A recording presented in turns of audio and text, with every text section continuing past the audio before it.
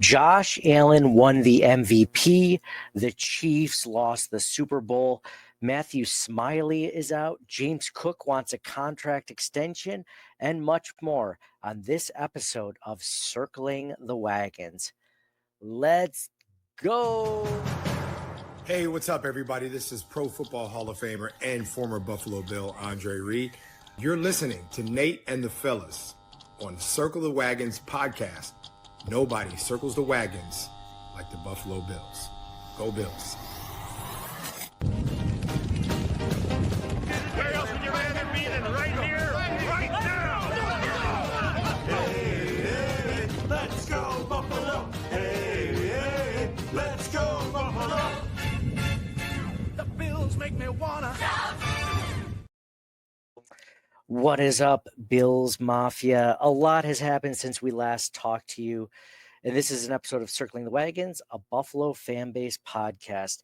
We're going to discuss a lot of different things that have happened. I mentioned the Super Bowl, the MVP, contract holdouts, coaches being fired, coaches being hired, and then some drama in between that. A lot of different fun things to discuss as we head into the offseason of the 2025 Buffalo Bills season. I'm joined, as always, by my co-host, John. John, man, it's only been 2 weeks since we talked. I didn't think we were going to talk, but there's just like 3 or 4 really juicy items to really sink our teeth into as Bills fans that are fun to discuss. So how have you been, man? I feel like you're probably in better spirits since the AFC Championship game loss. It's still a little bitter. I don't know. Dude, there's no shame in being a little bit better. I'm still a little bit better too.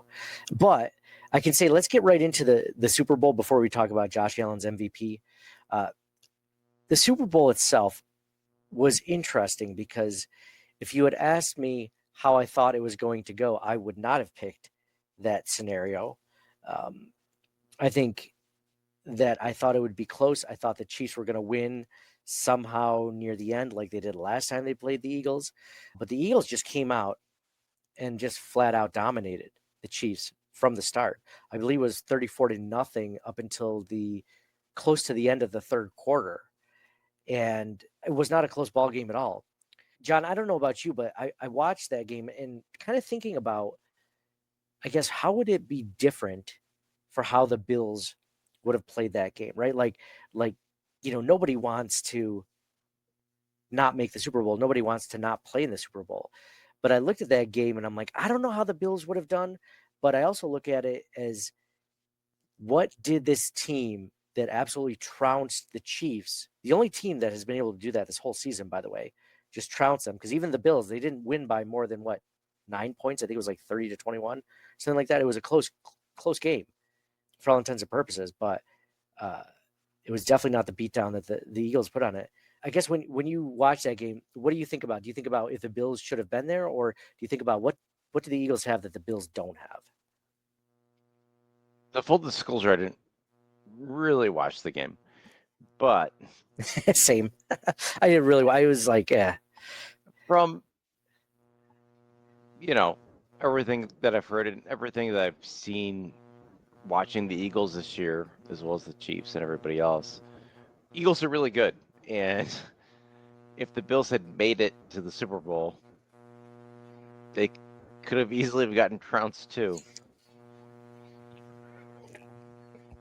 The only thing that gives me hope in that scenario is that the Bills have a better offensive line, I think, as a whole than the Chiefs do. So they might have given Josh Allen more time. But there are other things that the Chiefs do have that the Bills don't have. Like, the Chiefs have a better defense. I mean, there's a lot to like about the Chiefs. I think it would have been closer. I still think the Bills lose that game potentially. I mean, they played the Eagles close 2 years ago and just barely lost that game. But I'm not sure that they win that game against the Eagles either. The way that the Eagles were playing, at least that night, they're on fire. From what I gather, the Chiefs didn't try that all that much in the run game, where the Bills have a good run game and their offensive line can run block really well. So that could have helped. you never know, right? We talk about the whole 13 seconds thing. It's like, oh, they would have beat the Bengals and gone to the Super Bowl, blah blah blah. But you don't know. Yeah, you have to win the other game first, and you gotta do that. So Yeah, definitely not the way the Bills have been playing the Bengals lately. It feels like. Did they play? I can't remember. God, it feels like the season's been 10 years ago already. The Bills played the Bengals this season and they won.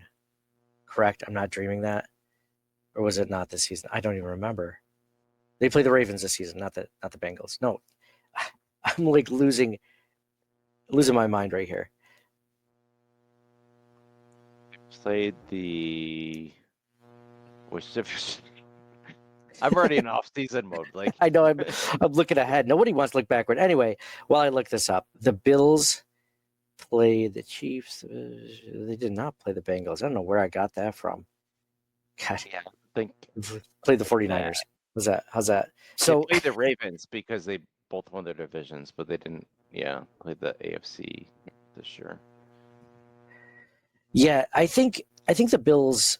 One of the things to take away, I'm not sure if the Bills beat the Eagles. Maybe they do. Maybe they have the best game of their lives. The Bills don't necessarily play well when they don't have experience in that game. Like they usually do pretty well in the wild card game. They're usually a better team and they have the experience, especially against a team like, for example, the Broncos. The Broncos that haven't been in the playoffs in like 12 years, right? The Bills have the clear advantage there. But there's also the whole 7th seed factor, right? So the Bills keep getting the 2 seed without the bye. But they keep playing the 7th seed, which has never happened outside of the last few years, right? Like it's always been 6 seeds. So the 7th seed is even worse, and it's just like whatever. And like, has the 7th seed ever won? I don't know. Since they started doing that, I don't think so. Yeah, I want to agree. I don't think it has. Yeah, because everyone was saying that the Bills are going to be the first ones to have that happen to them, right? With the loss over the Broncos.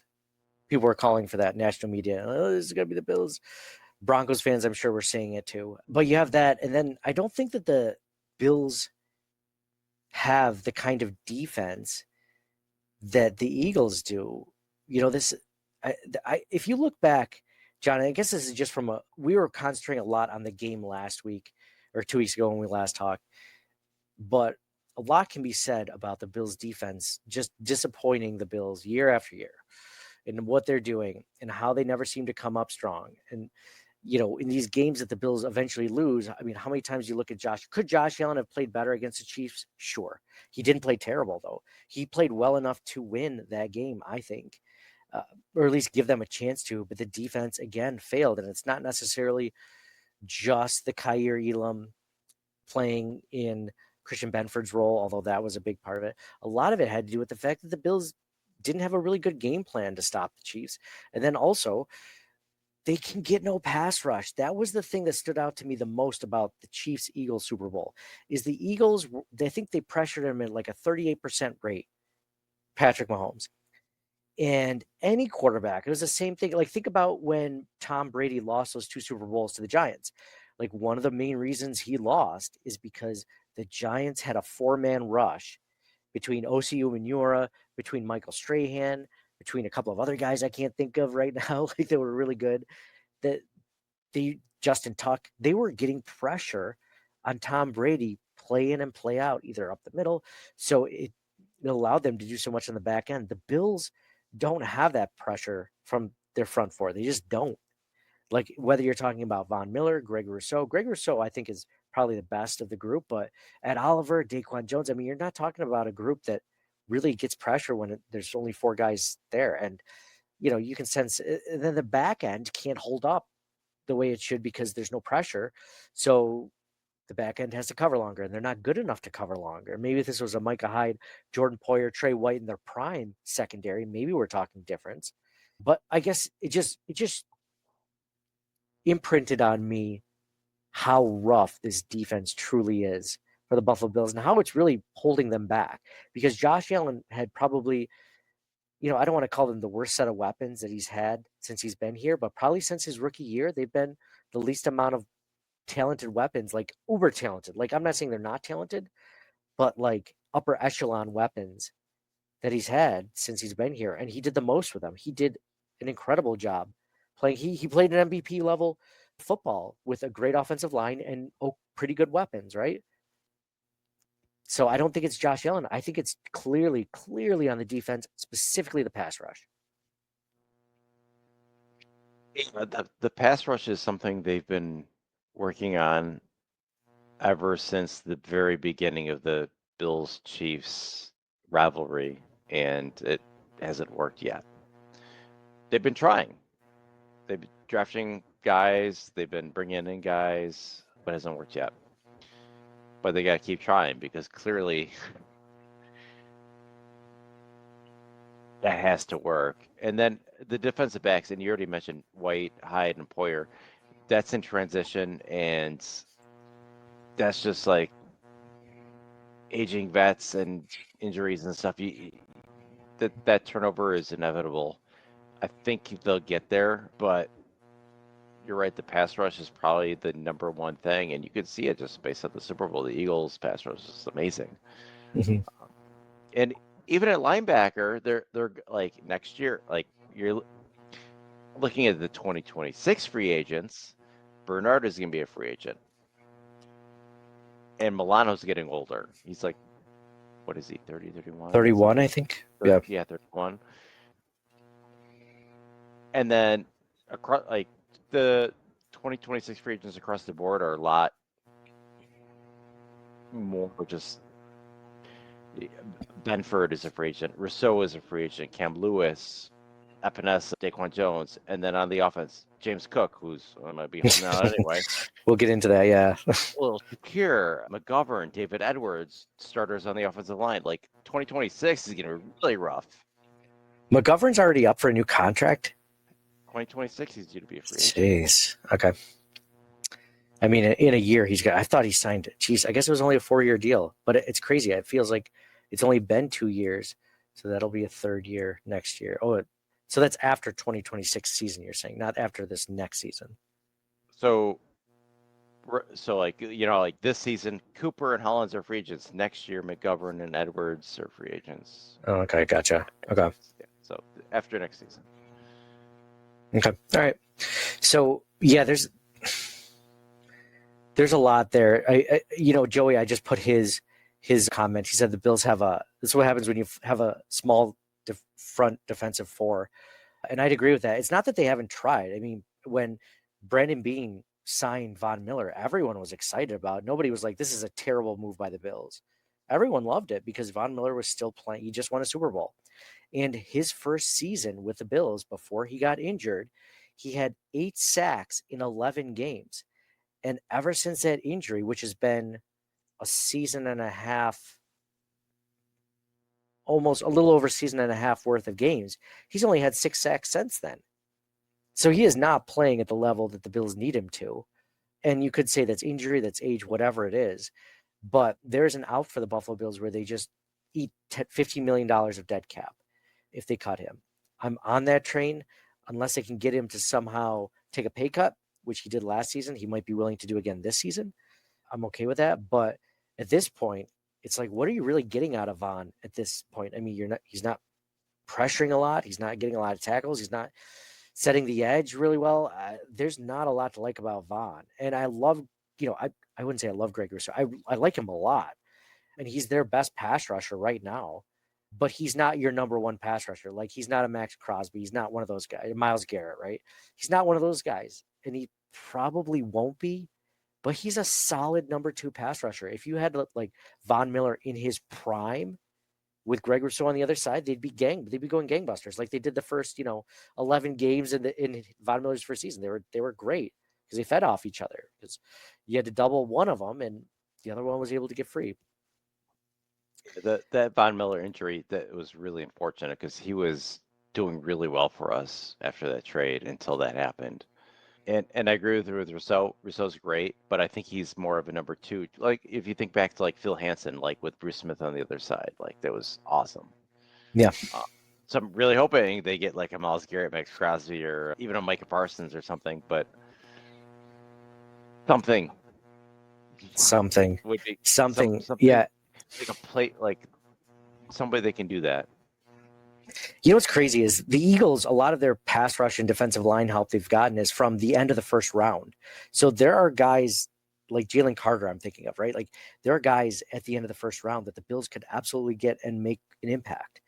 And they need like AJ Tharp. He just tweeted and he said rounds 1, 2 of the draft need to address one tech defensive tackle and cornerback, barring free agency and trades. Yeah, I mean, they need one tech. They could have somebody compete with Ed Oliver. I wouldn't be upset with that. They need pass rusher. They need defensive back help, like we mentioned. John, after that game, because do we have defensive line as our first need? Interior and defensive end? I think we did. And then it went defensive backfield. Yeah, I think that was right. And then like wide receiver was after that. But with the whole Cook thing, we might put running back before receiver, but not like where you're drafting one in the first or second round necessarily. This is supposed to be a good draft for running backs also. And they got Ray Davis last year, and he's looked pretty good.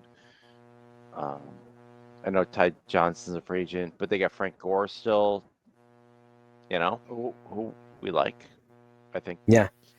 When we did see him. When I look at wide receiver, I think the Bills need to draft a wide receiver every year, basically, right? Like you need one, at least one.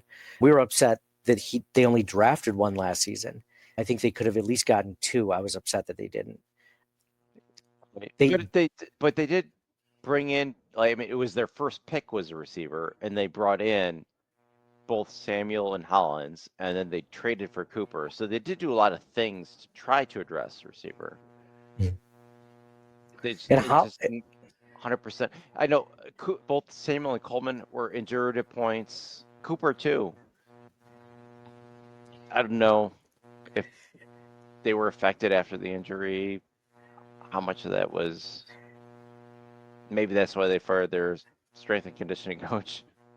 If I were to tell you before the beginning of the season that the Bills were going to have Amari Cooper on the roster, Curtis Samuel on the roster, and then Mac Hollins, and that Mac Hollins would be head and shoulders above all 3 of those guys in statistics, would you be like, that's insane? Like you're a crazy person, because that's exactly what happened. I mean, he was so much better. He was one of the best receivers on the roster. I know, it was like an afterthought, it felt like, and he had the most receiving touchdowns. He was a great blocker. He was an amazing role player. It just, if they're going to resign a guy, it'd be great if they resign him. Yeah, it was. Joey Hatch has an interesting tweet here. He says the only reason why they trade for Cooper is because Brandon Beane was wrong and our receivers could not get separation. And I agree with Joey on that one. So when I look at that, the Bills, if they do need to get a wide receiver, which they do, but if they do draft one or get one in free agency, they need to get one that can get separation. They need one with speed and they need one with separation, because they don't have, I think they were bottom 3 or 4 in the NFL with wide receiver separation numbers. They had great yak, but it's a matter of hey, can these guys get open? Whereas Lamar Jackson is, and we'll get into the MVP in a moment, but he was throwing to guys that had some of the best separation in the entire NFL. And you're looking at that, it's just imagine Josh had an amazing season with pretty good wide receivers. It feels like that's the equation, or that's the formula that works for Josh Allen. Give him time and he will find a guy to throw to, right? And I think that that's what they're going to go with, because keep that line intact. Keep drafting depth guys for the offensive line, but keep that line, and then just keep drafting wide receivers and hope that you hit on one of them. Because so far, Khalil Shakir, I like him. He's not number 1 wide receiver. I don't think they expected that when they drafted him. He's a great fifth round wide receiver for them, but they don't have a Puka Nacua. They don't have a Tyreek Hill in his prime, or Justin Jefferson. They don't have that on their roster. And until they keep drafting, they're not going to. And they drafted Kincaid, and John, what are your thoughts on Kincaid right now? Because I'm not super high on him. I know it's recency bias because he didn't play that well. He had that drop at the end of the AFC Championship game, but not just that, but he's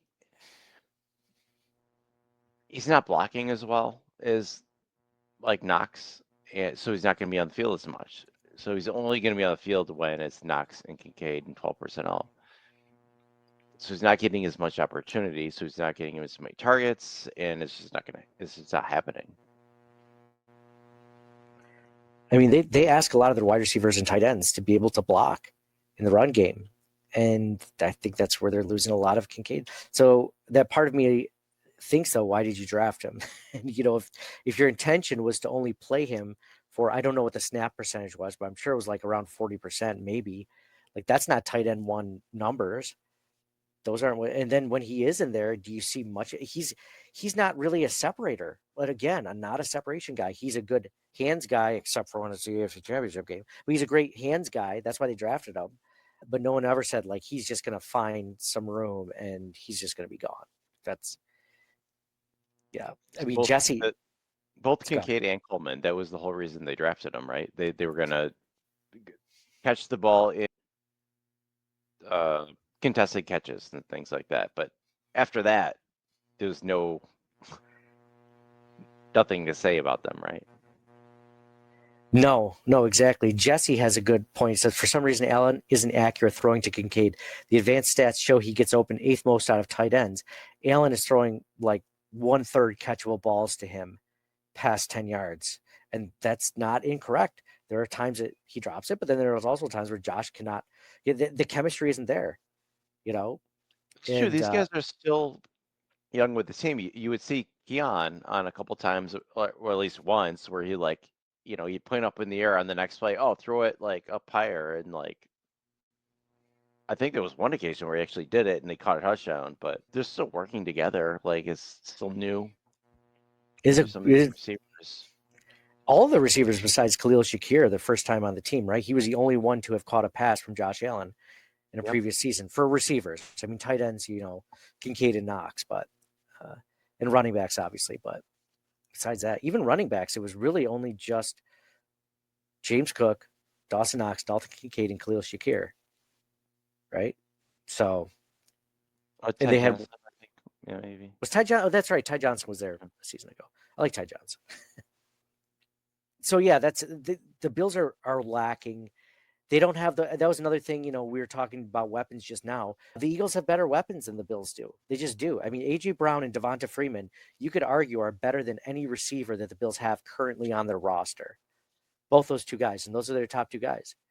So the Bills absolutely, they need to upgrade in pass rush. They need to upgrade in weapons. They need to give Josh someone to throw the ball to. They need someone to actually affect the quarterback. And I mean, Josh is the same way. Hey, Brady was the same way. All the good quarterbacks are the same way. They say if you can get to them in 4 guys, they're not the same quarterback. And Patrick Mahomes was not a Hall of Fame MVP quarterback that night. And it's the same with Tom Brady when he played the Giants, like I mentioned. It's the same with Josh Allen. When you get in Josh Allen's face, he is not the same quarterback. He makes bad throws. He makes early throws. He gets happy feet. He does things he shouldn't have. But when he gets some time, he's a very dangerous quarterback. So anyway, I'm not going to belabor the point anyway, but there were definitely some clear differences. I don't walk away from that Eagles-Chiefs game thinking, the Bills were right there. Like it was very clear to me that there were things that the Bills were lacking, specifically defensively, but then also weapons-wise. Agree 100% on the 4-man pass rush, and I think the Bills have been trying to do that. They just haven't been successful. Yeah, and not for nothing, give Bean credit for trying to get Von Miller, and if it wasn't for the injury, like they might have addressed that need. I don't think that's Brandon Bean's fault though. So like when he did that, we all loved it. Nobody, like I said, was poo-pooing that, but the results just aren't there. Greg Rousseau getting into the being at the end of the first round draft pick. A.J. Epinesa, Ed Oliver was supposed to be, he was a top 10 pick. He has flashes sometimes. Daquan Jones is getting older. Like there's not a lot of faith in this front four to get pressure if it's not from particularly Greg Rousseau or like a weak interior where Ed Oliver can take advantage of it. They've tried. They've taken swings at it. They drafted Boogie Basham. They drafted Greg Rousseau. They drafted Ed Oliver. They got Dwayne Carter this year. They've tried at times, but just no luck. A.J. Epinesa. Like A.J. Epinesa is like the new Shaq Lawson. Like he's okay. He's decent depth guy, more of a run guy, but yeah, the Bills need to make people have mentioned in the chat. I haven't shown every single comment. Draft defensive players with all the picks of the draft, right? Just focus on that. And I can't really disagree with that. I mean, I would like, one wide receiver and one offensive lineman for Josh, but other than that, and maybe a running back, like you said, but other than that, man, just spend them all on defense. Do defensive line, secondary, maybe a linebacker. Get more depth, get better players. Let's do this so that we get into the playoffs. And even when we're healthy, we're just not playing up to par. So on a positive note, John, Josh Allen, Buffalo Bills quarterback, won MVP, which is great to see. John, you and I did not think that would necessarily happen. We bet Mike, our other co-host who is not on tonight, that it would not happen, to which we owe him each a garbage plate. So when we go out, he's going to eat 2 garbage plates, so we should eat 1. We only have to pay for 1. Then we'll say, oh, we'll get you next time. We'll just never go out with him again. That's how we do it. No, we just get him like a gift certificate or something. I don't know. We'll figure something out. No, we should go out and get garbage plates. Dude, I would love to go out. He has a place in Webster he wants to go to. I haven't checked out, so we'll definitely do that. We'll set up a night for it. So I didn't think that it was going to happen. It was a tight race. I think it was like 26-22 or something like that for first votes for Josh Allen over Lamar Jackson. I think it could have easily been Lamar Jackson. I wouldn't be upset about it because of how good of a season he had and, everything else going around him. But it was kind of like Mike said. I think a lot of the, people, when they were voting, looked at it as just like they kind of had voter fatigue of Lamar Jackson. Like, yeah, he had a great season. He exited in the first round or second round or whatever in the playoffs. It's not worth talking about, but it was interesting. I was happy to see it, and I was very surprised. But I think it was well earned. I mean, we've talked on the podcast that there were a lot of things that Josh Allen does that just without Josh Allen on the team, the Bills are what, 7-11, 7-7 or 7-10 or something. This is not a great team. We just talked about how bad the defense is, and luckily McDermott is a defensive-minded coach, so he can scheme them up when they're lacking in talent on personnel. Josh Allen makes that team run. That run game is not the same without Josh Allen. He means a lot to his team. So I know you agree with that. I'm just kind of. Yeah, I Allen, in my mind, flip for dollar is the MVP. I didn't think he was going to win it, but no, I'm happy for him. Well deserved. I got a trivia question. Ooh, yes. You named the other Bills players who have won the MVP award. John, come on, man. You think I don't know this? Oh, man. I'm going to leave it up to some of the people in the chat because there's some people going around. So there's only one other Bills player to have ever won an MVP, right? One other? Or is it? There's only been one other Bills player, right? No. There's okay. The most recent one. Okay. 2 NFL and 2 AFL. So if you want to name all 4. Oh, 2 A. Jeez. Andrew C says OJ. Is OJ one of them? Correct. 1973. Nice. I should have figured OJ. Season. I should have figured the 2,000 yard season. In 14 games, which is still a record. If you count yards per game, that's the best 2,000 yard season. Wow. He was just killing it. I want to say just this is where I was going to go. John Robert. I think he's right on this one, right? Last one was Thurman Thomas, 1993. Is that correct? You're half correct. 1981. But yes. Well, Thurman Thomas. Yeah, you were wrong. He was right. He was right, John. John did not give a year. I gave him the year. John says 1993. John Roberts like, I did not say 1993. I knew it was 91. But can you name the 2 AFL MVPs? Oh, geez. I'm trying to think of who was even on the team at that. Was it Cookie Gilchrist? 1962, Cookie Gilchrist. Right. All right. Was the next person an offensive player or defensive player? Offense. 1965. Jack Kemp. Yes. Jack Kemp. All right. Wow. That's crazy. It's crazy that I got that. Those are literally 2 of the 3 players that I would have guessed from that era. So that's incredible. I thought so when I found out that Thurman Thomas was the last one to win it. For some reason in my head, I thought Jim Kelly won one. Did you know he didn't win one before you knew that Thurman Thomas was the last one? No, but so maybe he won a Pro Bowl MVP. Is that possible? Maybe you're Oh thinking. yeah, I don't know if yeah, that's true or not. I know Tasker won one for sure. I don't remember. maybe. It definitely wasn't a Super Bowl MVP. I know that. So it must have been a Pro Bowl MVP that he won. Something. Let's not get into that. Yeah, let's not. Jeez.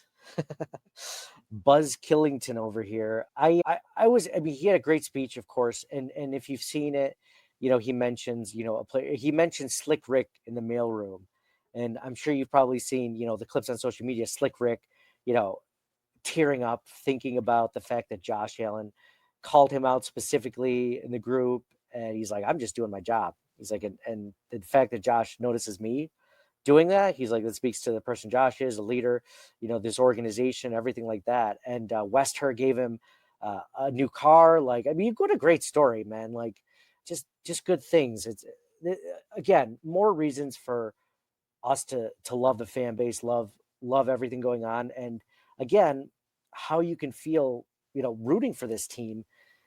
It's just a great team, man. It is so easy to like these guys, and there's really not a lot of bad things. There's not like, oh, well, this guy was almost wanted for murder or, something like that where you're like, well, I guess I'm going to look the other way. This coach had a DWI and then, he rammed into some pedestrians. It's like, oh, well, got to try to justify that. Like this didn't happen. The Bills are a very likable team. And it was a cool moment to see. It was cool to see Josh Allen get the respect that, we think he deserves, and puts Buffalo on the map again. And it's another notch his belt. And hopefully it's the first one of several. And hopefully that he gets to the Super Bowl MVP. He's holding Lombardi next time instead of the MVP, So next topic, besides the great things, the Chiefs losing is a great thing. Josh Allen winning the MVP is a great thing. Here's another great thing, John. Matthew Smiley, the special teams coordinator, was let go. And I hate saying, I hate being happy about that, because I struggle with that, because you don't like to see people lose their jobs, their livelihoods. And I don't take solace in that. And I'm not happy for that reason, except when it comes to people that are underperforming. And John, that if you were consistently underperforming at your job, if I'm consistently underperforming at my job, we're not going to stay there. That's just the way it is. So special teams coordinator, Matthew Smiley, finally fired. He's one of the few coaches that I've asked for to be fired on the podcast. I'm sure, John, you feel a similar way. Were you upset, or were you just like, well, it is what it is? I think it needed to happen. Well, I mean, you know me, like years past, especially during the drought, I was calling for everybody's. But I mean, it's easy as like a money quarterback to do that. Like, but no, it needed to be done. He's not spelling anymore. There's some of the headlines thing. Yeah. Okay, that's poor taste. All right, but no, this new guy, not surprisingly, was with Carolina. Previous to this. But he does have some interim head coach experience also. He's also been special teams with Bears and Browns, going back as far as 2008, and then college before that. He's got a lot of experience. So, no, I think they needed to make a move. So let's see how this goes.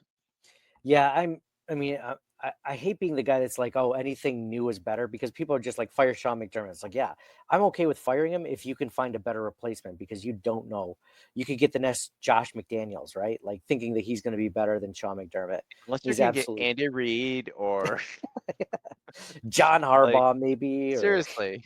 like, who's at this point? I mean, I wouldn't take, who's the Steelers head coach I'm just blanking on right now. Mike Tomlin. I wouldn't take Mike Tomlin at all over Sean McDermott. So No, no, I mean, Tomlin's never had a losing season. Well, that's the thing. It's funny, with the Super Bowl, is Nick Sirianni. People wanted him fired this season, and then he comes back and he leads the team to a Super Bowl win, right? Like people that call for Sean McDermott to get fired. Hey, I get it, man, but like that's not necessarily like they wanted Nick Sirianni fired. Look what happened. Yeah, fans are stupid, including us. Like we say Yeah. stupid things all the time. We don't know shit. It's just we're just talking out of our backsides. It's just, but with Matthew Smiley it was a little bit different. They were bottom third in special teams EPA, which in my opinion, I know special teams doesn't get nearly the amount of snaps as offense and defense. How important is EPA? I think you just notice when the special teams is really good or really bad. And I think for a lot of the season, they were not really bad, but they weren't good. I'd say they were unsatisfactory. If I was going to give a rating of average to above satisfactory, below satisfactory, or completely dissatisfied, I was below satisfactory. I did not like him. I didn't hate him, but it just wasn't getting better. Sure, Tyler Bass got better as the season went on. I think even Sam Martin was doing better as the season went on. But their coverage units, the areas where you saw them getting coached, like I'm trying to think of which play where the Bills got caught on. It was against the Broncos. They got caught on a fake punt pass, right? Like that, they weren't ready for it. They had no idea that was coming. So I think that all comes down to going into the playoffs. I thought the special teams would have cost them the most, but it turned out it was going to be the defense. But I thought for sure it was going to be special teams, right? Either missing a field goal or a botched punt, or a punt block or something. if you go all the way back to 13 seconds, or like they couldn't really relay the information to Tyler Bass that he was going to do this thing, or maybe they didn't. They didn't tell anybody that. Like the whole conspiracy there. Was that Matthew Smiley that was the special teams coordinator then? I think so. I think it was. I can't remember the last time they switched. It's been a while. I remember when Matthew Smiley came in, people were like really excited because they're like, "Oh, look at this guy! He wears cleats on the field. Like he's a." Oh no, I'm thinking of the offensive line coach at the time, the assistant offensive line coach that came from Indy. But they were psyched about Matthew Smiley, and that was the year that the Rams went to the Super Bowl, I think, and won it.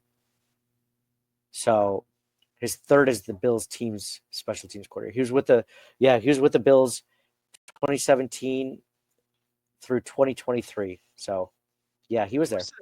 Who was the special teams coordinator during the drought that we wanted him to take over head coaching duties at one point? Oh, I loved him. We were just talking about him. Who was that? Oh man, the name escapes me. It's on the tip of my tongue, and I just can't say it. Oh man, what the? If you guys know it, please save us in the comments, in the chats, because I cannot remember for the life of me. I can see his face. Is this what getting old is like? You just constantly can't remember people's names. It's like, oh, that guy. You walk into a room like, why am I here? Why did I walk into this room?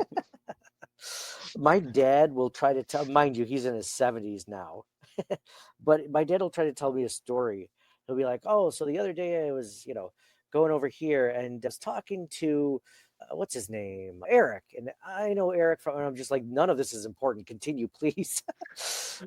But the guy that I'm trying to think of, I remember when the Bills were going through coaches, because he's one of the few assistant coaches that spanned over several head coaches, right?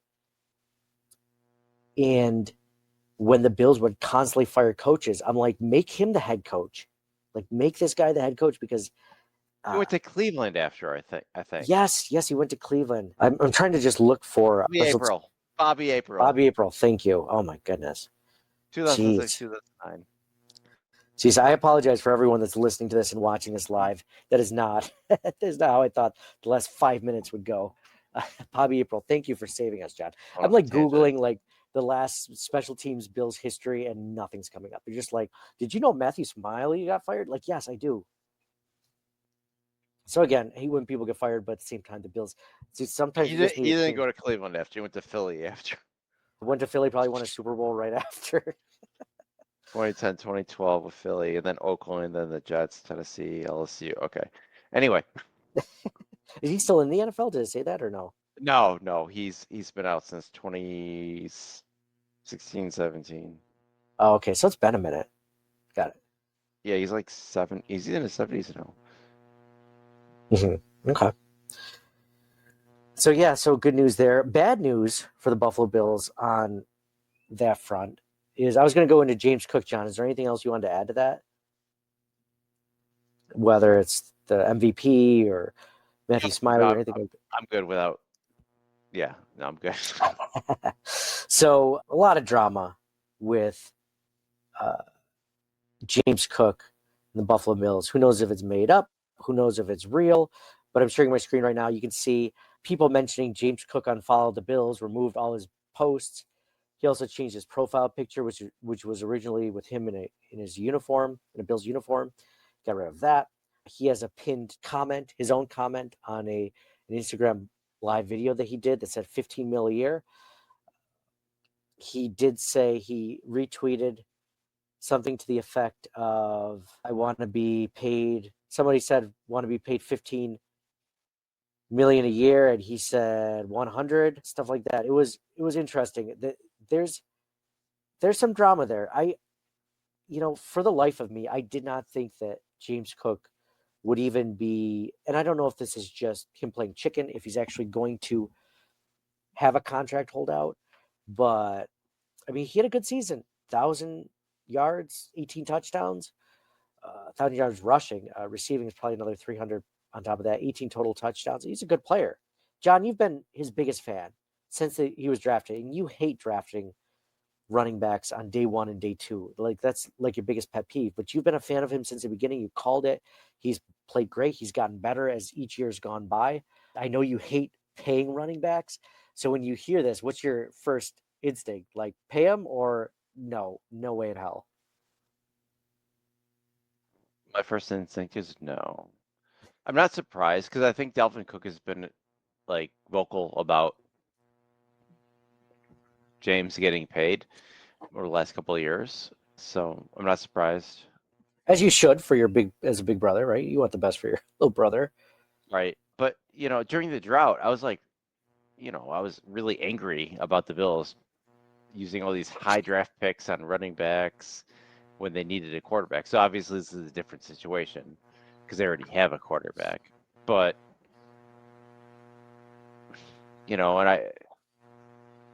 you could make the argument like look at Derrick Henry and Saquon Barkley, and they're older. Barkley's 28, Henry's 31, Cook is only 25, and these other guys took their teams like so far and this and that, and you could make that argument, but that's a tough sell for me still to pay running back that much a year especially when they have all these other needs, like the defense is gutted. It aged out last year and now it's gutted. The offense is okay. They might need another receiver, and then, but Yeah, if it comes down to paying for a Myles Garrett or a Max Crosby or a better receiver for Josh Allen or pay James Cook 15 mil a year, I mean, it's not even close. Like, I mean, I'm not even going to entertain that possibility. And then you say, well, that not 15 million a year.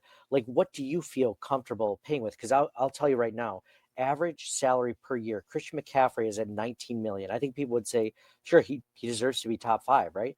Jonathan Taylor, the next highest paid running back, is at 14 million per year. Saquon Barkley, 12.5 million per year. Alvin Kamara, 12.2 million per year. Josh Jacobs, 12 million a year. I mean, you go to the top 10, now you're talking like Chuba Hubbard at 8.3 million a year. Where do you feel comfortable in paying him? Because I got to be honest, like I wouldn't even pay $8 million for a run per year for a running back unless he was, top five. And I don't know if James Cook is top five. I love James Cook. I love what he's done. I think he's part of one of the best running back rooms this team has had since we've been fans of the team. But I think that James Cook's production has a lot to do with him getting better. He's a better running back than he has been, his first couple of seasons.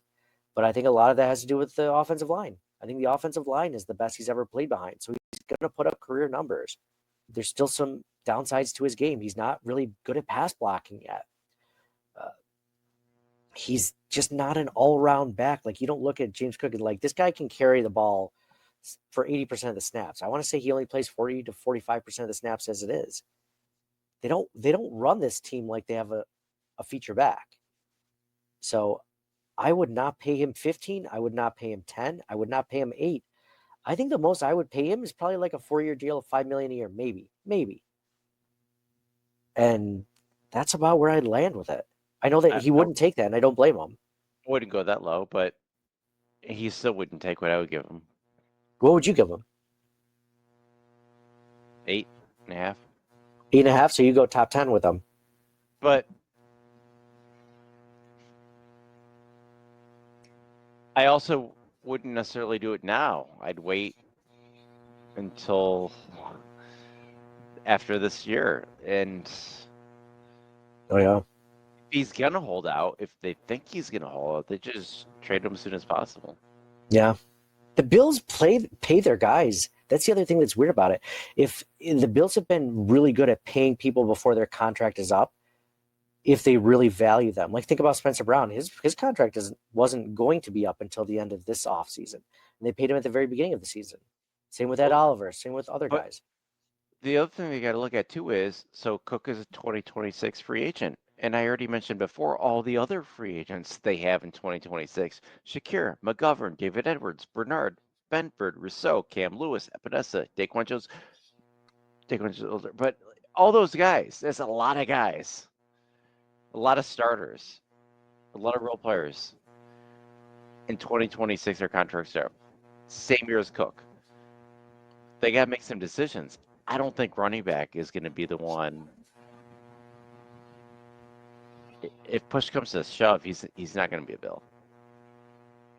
No, and it's unfortunate. You like James Cook. He plays really well. I think if it came down to me re-upping the starting center who's been doing well, or James Cook, I mean, there's no contest.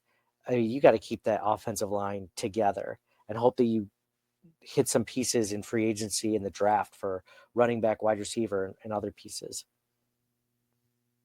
And the defense. And the defense is already in shambles, right? And then you look at next year, Bernard, Benford, Rousseau, and Cam Lewis. Also, Reed Ferguson is a free agent this year. They're going to resign him, right? That long snapper, right? I would imagine. Yeah, I would imagine he'll come back. So,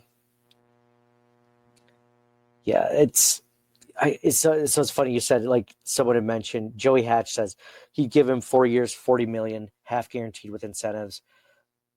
But with that amount of money, I need 2,000 all-purpose yards every season. Exactly. And it's not that James Cook couldn't do that. They just don't ask him to. And this isn't the same as, like, remember Le'Veon Bell when he held out with the Steelers? I mean, he was their entire offense, running the ball, catching balls out of the backfield. I mean, this is a guy who was the back. The Steelers leaned on one guy almost that entire time. And I don't know if it's the same way. I haven't really followed their running back room since then. But it's a split right now, but okay. So they did, and then it made sense for him to hold out. I don't think that was a smart idea, but at least with a guy like that, it made sense to hold out because you are that entire offense for the most part. But James Cook is not this in total offense, not this entire offense. He's. I think that's by design. The Bills like to rotate lots of positions, actually, and it's worked for them, and it keeps guys fresher too, and the depth guys get more experience. Yeah, agreed. So, I mean, if you're worried about it, hey, draft someone on day 3, just to have in the background. If you don't think you love Frank Gore Jr., And Ray Davis might end up being your starting running back. Like, draft another guy for depth just to be safe. I mean, the Bills have 9 picks this year. It's supposed to be good running back class this year. Not that I want to like spend an early pick on a running back, 'cause you know how I feel about that. But just something to keep in mind. Yeah, something to keep in mind for sure. So we hit on the James Cook drama. We hit on the Super Bowl, the MVP, Matthew Smiley leaving. What am I missing, John? There was a couple of other things that happened. I don't know. I don't think I had anything else. Oh, they re-signed Alec Anderson or something like that. He's going to be on the team a little bit longer. The Bills, not for nothing. We mentioned the offensive line being good. They've been healthy the last couple of seasons. Luckily, they've been healthy. And they actually, for the first time, kind of have decent depth. With Alec Anderson playing the 6 offensive linemen a lot of the season, he's getting valuable playing experience, just more reps.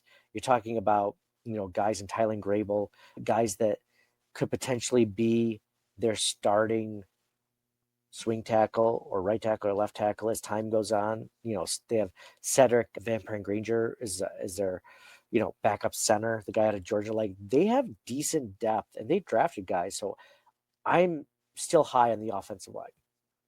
The Bills just need to make some swings at a receiver or so, maybe a running back, but then, hey, hit that defense, like you said, that defense. I think we should finalize our big board of needs. But I want to say, if I looked at ours from last season, I think defensive line is near the top that season too. I think we've always been kind of pounding on the table for that, and it just doesn't seem to happen. We might have been slightly more wide receiver last year, but I think defensive edge pass rusher is probably number 1 now. Yeah, exactly. So cool, John. It was good talking to you, man. It was good talking Buffalo Bills with all of you guys. If you have any comments, feel free to shoot them over our way via DM, or if you're not following us on social media, please do. We're at CTW Pod, like X Circling the Wagons Pod.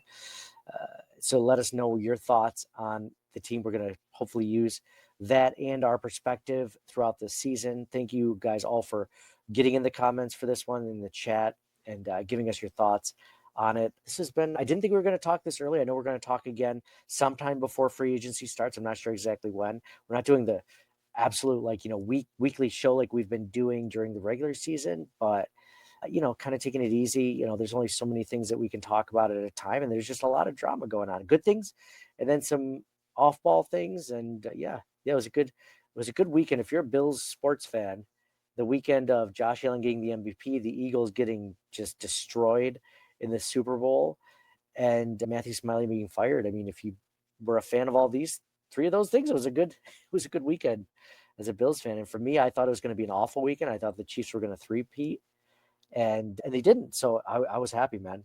I was happy. So appreciate you guys all being a part of this. Appreciate you guys all listening, watching, live stream, everything. If you're not doing that, please do follow us. We can get you guys in, like Joey, AJ, Jesse, John, all these other folks earlier. Andrew, appreciate you guys all being a part of the show. John, any final thoughts before we end this one and bid ourselves adieu before we have to Mike a garbage plate for being wrong about the Lamar Jackson MVP and Josh Allen thing? Only 67 days until the draft. Sounds good, man. So for me, Nate, or for John, I guess this is your chance to sign off and say go Bills. Go Bills. For me, Nate, go Bills. Only 67 days to the draft, but hey, man, we're going to start getting into the free agents more. Who's available? Who's on our wish list? Who would we also take? Because we know that the Bills don't necessarily go after the Von Millers every season. They don't have the money for it. We're going to go over contracts and stuff like that. Who you would see from free agency, who you don't mind seeing let go. Joey mentioned earlier that, Reed Ferguson is the most longest tenured Buffalo Bill. So I guess I'm sure they'll probably keep him. But, there's some other players to talk about. Matt Collins, like you mentioned, Amari Cooper, stuff like that. So I think it's going to be some fun discussions. So thank you guys for all for listening, for viewing, for being a part of the show, for staying optimistic with us, because it was rough there for a couple of weeks. And I think we're finally starting to dig ourselves out of it. So, I was listening to Joe B's podcast, and he mentioned that the Bills have different expectations this next season because this last season they didn't have any. Nobody was expecting them to win the AFC East even, much less go to the AFC Championship game and go 13-4. So have the second seed again, win the division for the 5th year in a row. It's just the expectations are going to be there this season. And I'm hoping that the Bills can live up to it. And I think they're playing like a better team. They just need a few pieces and a few changes, and I think they can be there. So thank you guys all for listening. For me, Nate, go Bills, and we'll talk to you guys again soon. Thank you for listening to the Circling the Wagons podcast. Download and subscribe to us in your favorite podcast service. Email us at ctwpod@gmail.com. That's Charlie Tango Whiskey Pod@gmail.com. Follow us on Facebook and Twitter at CTWPod. And most importantly, go Bills! Nobody circles the wagons like the Buffalo Bills. Nobody circles the wagons like the Buffalo Bills, Nate. Well, listen, the whole show is called Circling the Wagons. Say no more. I love it.